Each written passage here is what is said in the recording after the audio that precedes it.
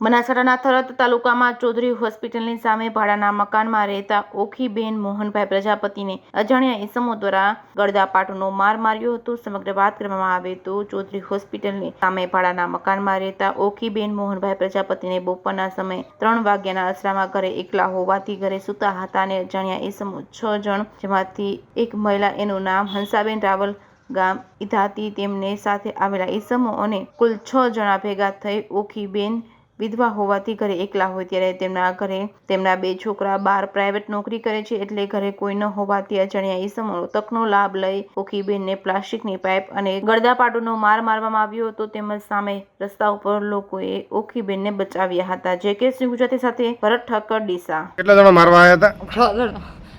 નામ આવડે તમને? ના, તો તમને કેવી રીતે મારવા આવ્યા? બધા ખોતી હતી। હા, બધા ખોતી હતી। શું અદાવત હતી તમારે?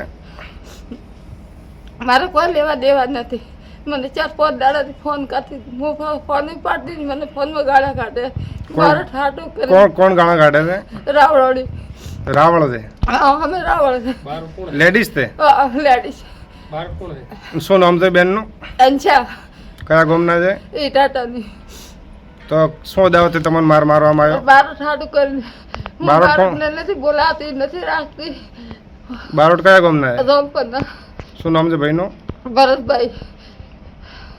એટલે એ તમારે કેવી રીતે રિલેશનમાં છે? એ મારા ઘરે રહેતા હતા પહેલા, એટલે 5 વર્ષથી મારા ઘરે રહેતા રહ્યા। મારા ઘરે આવતા જ નહીં, જાતા જ નહીં। હું એનો ફોન ઉપાડતી નહીં। કાલ ફોન આવ્યો તો મેં કીધું તો ભાઈ મારા ફોન ઉપર ફોન મત કર। બરાબર। છેલ્લે ફોન કરાવી કીધું તું તારી ભાઈમાં મને કીધું રાવણની ગાળા તો શીખડે ને ઘટાવે છે, મારા શું ગુનો છે કીધું।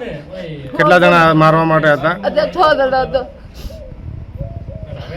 તો હવે તમારે શું કરવાનું? પોલીસ કેસ કરવાનો? પોલીસ કેસ કરવા।